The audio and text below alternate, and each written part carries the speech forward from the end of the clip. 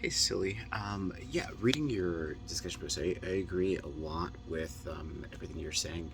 Just taking it a step further, when we're looking at future actions and things like that, I would say that establishing a coalition might be really good and being focused on that proactive piece before a disaster even happens. So, for example, if a community and this can happen on multiple scales. It doesn't have to be this massive thing where you create a conglomeration and all that stuff. It could simply be two or three people, counselors, or professionals within the mental health field that gets together. So you establish this coalition that gets to set the standards, and these standards will do two things. One, it would normalize language that's being used. So what is being said to people that are looking to help and professionals that are looking to engage, and also what is being said to people on the outside. So when they are being deployed and they are interacting with individuals, what's going on there? What is being said? What are the certain tools or assessments that are being used, especially in moments of crisis when things can be said off the cuff, and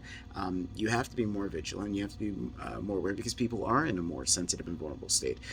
So this coalition can do that. And lastly, and I think most critically, the coalition can move in a direction that allows for there to be more hierarchy. And I think within a crisis response, hierarchy is chiefly important. And it's one of those things that are underrated.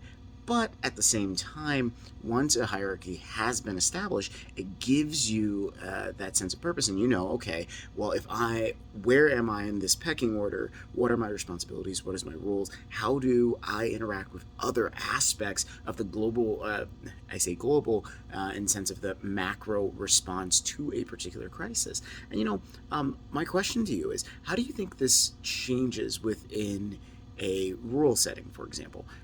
So, in a more rural setting, what you tend to find is people just jump in because they know the people and things like that.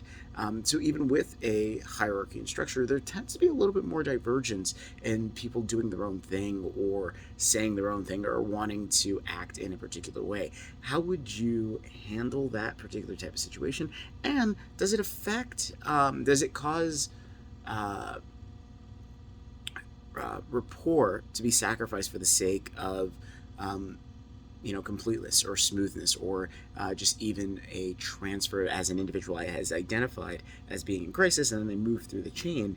um, are you losing an element there if everything was switched, for example, to a hierarchy?